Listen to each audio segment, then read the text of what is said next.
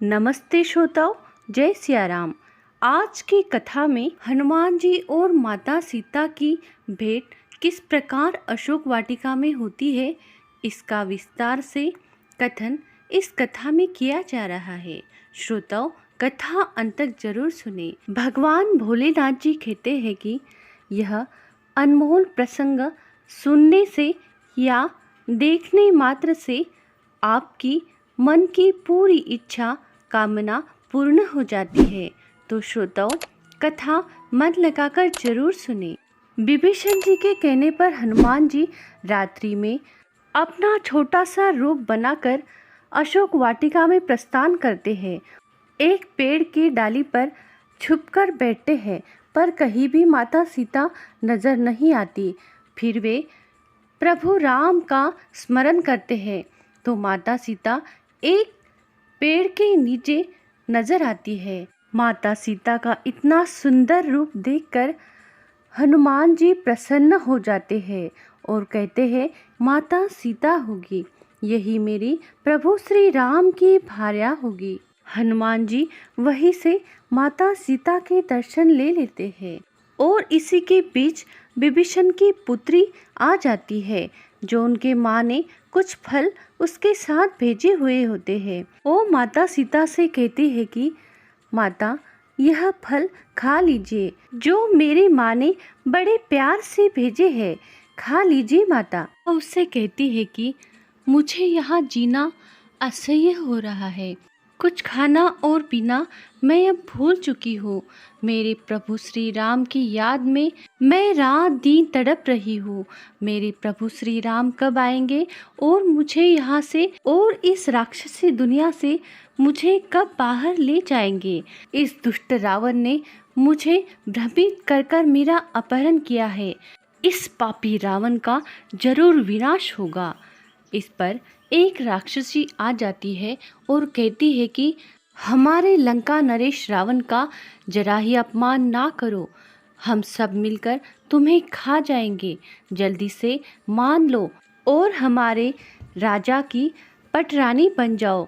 वो तुम्हें उस वनवासी पति से ज़्यादा सुख देंगे। लंका पर तुम राज करोगी, जल्दी से मान जाओ और हमारे की राजा की रानी बन जाओ। इसी बीच वहाँ पर रावण आ जाता है, उसके साथ मंदोदरी और उसकी कुछ पत्नियां भी आ जाती है, जो बहुत सुंदर होती है। रावण आता है और माता सीता से कहता है, हे सर्वांग सुंदरी, तुम हमें देखकर भयभीत क्यों होती हो? ब्रह्मा जी ने तुम्हें इतना सुंदर बनाया है, तुम्हारे जैसा सुंदर रूप और किसी को प्रदान नहीं किया है। ऐसे रूप सौंदर्य की स्वामिनी होकर इस प्रकार पृथ्वी पर बैठे रहना, निरंतर चिंता करते रहना, कई दिन तक उपवास करते रहना और मैले वस्त्र पहन के रहना, ये तुम्हें शोभा नहीं देता। तुम्हें तो मेरे महल में आना चाहिए। मेरे साथ विवाह करके तुम बहुत खुश रहोगी। तुम्हें सभी आभूषण पहनने को मिलेंगे। तुम्हें संसार का सभी से उत्तम भोजन, बहुमूल्य वस्तुएं यानी सारे सुख तुम उपभोग करोगी। अगर तुम आओगी तो रानी मंदोदरी और मेरी सभी नारियां तुम्हारी सेवा में उपस्थित रहेगी। संसार का सारा सुख तुम्हें प्राप्त होगा। रावण के ऐसे बोलने पर माँ सीता उसे उत्तर देती है कि सचमुच राघव के पत्नी होने का जो भाग्य मुझे मिला है, वो संसार के और किसी स्त्री को नहीं मिला है। इतना बड़ा मेरा भाग्य है। इस पर रावण चिल्लाता है और कहता है कि राघव की पत्नी बनने का इतना सुख तो वनवासी भटकता हुआ अब तक पत्थर पर सिर मार मार कर मर चुका होगा। मूर्ख स्त्री, उसे भूल जा और मेरी शरण में आ जा। इस पर सीता कहते हैं कि मेरे राघव तुम्हारे जैसे कायर नहीं है। वो समुंदर को तहस महस करके एक ही बार में यहाँ आ जाएंगे और तुम्हारे विनाश का कारण बनेंगे। अभी भी सुधर जाओ और मुझे मेरे राघव के पास पहुँचा दो और उसकी क्षमा मांग लो।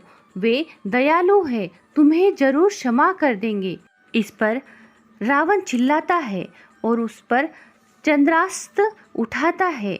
शस्त्र उठाने पर रानी मंदोदरी आगे आ जाती है और रावण को रोक देती है और कहती है कि एक अबला नारी स्त्री पर ऐसा शस्त्र उठाना आपको शोभा नहीं देता। आप तो सर्वज्ञानी है, वेदों के ज्ञाता है।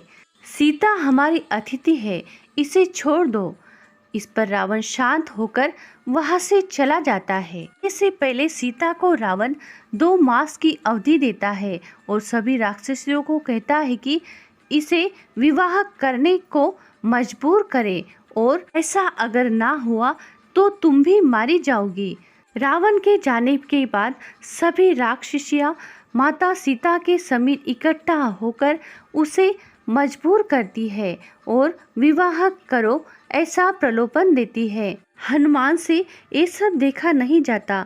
वह अपने गधा से वहां पर विस्फोट कर देते हैं और सभी राक्षसियां घबराकर जहां विस्फोट हुआ वहां पर भाग चली जाती है। विस्फोट के कारण त्रिजटा राक्षसी जो सो रही होती है वो अचानक घबराकर उठ जाती है और सभी राक्षसियों से कहती है, सुनो सभी के सभी, लंका का विनाश होने वाला है। मुझे एक भयंकर स्वप्न दिखा जो भोर समय में बदलने वाला है। मेरा स्वप्न सच ही होता है और मुझे यकीन है कि अब लंका का विनाश निकट ही है। माता सीता को विवश और परेशान मत करो, क्योंकि यह विनाश प्रभु राम के हाथों से ही होने वाला है। सभी राक्षसियां माता सीता की माफी मांगकर वहां से चली जाती है। बाद में त्रिजटा सीता को दिलासा देते हुए कहती है कि अब तुम सो जाओ, मैं बाद में तुम्हारे पास जरूर आऊंगी। पर माता सीता ने आपसे कहती है कि मैंने ऐसा कौन सा पाप किया है जो प्रभु श्री राम मेरे निकट पहुंच नहीं पाए हैं। उन्हें कौन बताएगा कि मैं यहाँ हूँ। परेशान होती है और मृत्यु देवी को अपने पास बुलाने का प्रयत्न करती है, पर हनुमान जी को उसका दुख देखा नहीं जाता। वो प्रभु श्री राम और माता सीता के विवाह के गीत गाने लगते हैं। माता सीता को यह लगता है कि कोई मेरे समीप आ रहा है। मेरे राघव ने मेरे लिए कोई दूत तो भेजा नहीं होगा, पर वो भ्रम में होती है और सो जाती है। बाद में फिर से हनुमान जी वह गीत गाने लगते हैं और उस गीत में हनुमान जी माता सीता का किस प्रकार हरण हुआ, उसके बाद प्रभु श्री राम और भ्राता लक्ष्मण कैसे सुग्रीव से मिले और किस प्रकार उनकी मैत्री हुई और बालिका किस प्रकार वध किया गया। बाद में प्रभु की आज्ञा से हनुमान जी किस प्रकार लंका पहुंच गए और मुझे प्रभु राम ने ही यहाँ संदेशा देने को भेजा है। यहाँ तक गीत में माता सीता को सुना दिया। यह सुनकर माता चौंक उठी और इधर उधर देखने लगी कि कोई दूत यहाँ जरूर आया है। माता सीता पेड़ के ऊपर देखने लगती है तो वहाँ पर वानर रूप में हनुमान जी उन्हें दिखाई देते हैं, पर वह भ्रमित होती है। अपने ही मन में कहती है कि ये भी कोई रावण की ही चाल होगी और उसे कहती है कि तुम मेरे सामने मत आओ, तुम रावण के ही कोई हो जो मुझे फिर से फंसाने यहाँ आए हो, यहाँ से चले जाओ। पर हनुमान जी कहते हैं कि नहीं माता, मैं तो आपका ही सेवक हूँ जो मुझे प्रभु राम ने आपकी सेवा में भेजा है, आपका संदेशा लेकर भेजा है। माता सीता हनुमान जी को नीचे उतरने को कहती है। हनुमान जी उनके सामने घुटनों पे बैठकर माता सीता को प्रणाम करते हैं। सीता कहती है, अगर तुम मेरे राघव के दूत हो तो मेरे राघव के बारे में तुम क्या क्या जानते हो। तो हनुमान जी उन्हें जो जो याद आया वह सब माता को सुना देते हैं और माता सीता को हनुमान जी पर विश्वास बैठने लगता है और वे कहते हैं कि माँ, यह सब सुनकर माँ सीता के आंखों में आंसू आ जाते हैं। हनुमान जी भी बहुत प्रसन्न होते हैं कि माँ को उन पर विश्वास होता है कि वे प्रभु राम के ही दूत हैं। और प्रभु राम के बारे में जो जो माँ सीता सुनती है, उसके बाद उन्हें ऐसा लगता है कि प्रभु राम मेरे ही सामने खड़े हो और उनके सामने आशा की एक किरण नजर आ जाती है। तब हनुमान जी कहते हैं कि प्रभु राम ने मुझे आपको कुछ देने को कहा है, देखकर आपको मुझ पर विश्वास हो ही जाएगा। तब वह एक अंगूठी दिखाते हैं। तब वे कहते हैं कि ये प्रभु राम ने खेवट को दी थी, यही अंगूठी उन्होंने मुझे दी है। यह सुनकर माता सीता रोने लगती है और उसे विश्वास हो जाता है कि यह राम का ही दूत है। अंगूठी को देख देखकर माता सीता रोने लगती है और हनुमान से कहती है कि उन्हें मेरी याद नहीं आती है क्या।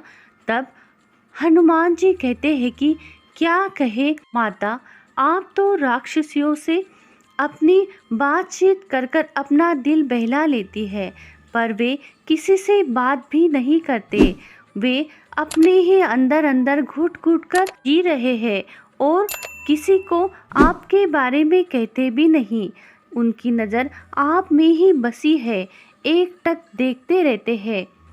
यह बात सुनकर माता सीता जोर जोर से अंगूठी को देख देख कर रोने लगती है। सीता के सामने आशा की एक किरण नजर आती है, पर वे चिंतित होकर हनुमान जी से कहती है कि पुत्र, पर तुम विजय कैसे प्राप्त करोगे? यहाँ पर तो बड़ी बड़ी राक्षसियाँ है।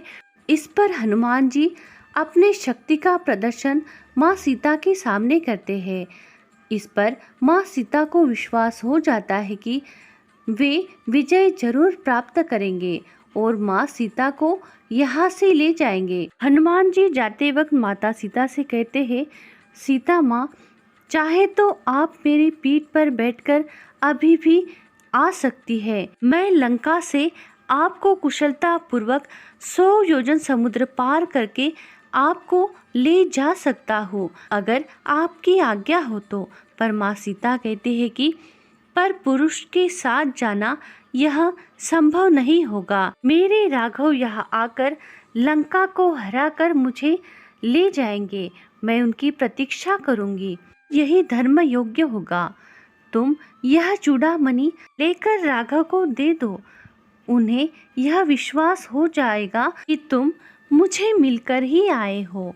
हनुमान जी विलंब न करते हुए माता को फिर से प्रणाम करते हैं और कहते हैं कि मुझे बहुत भूख लगी है, क्या मैं यहाँ के मीठे मीठे फल खा सकता हूँ?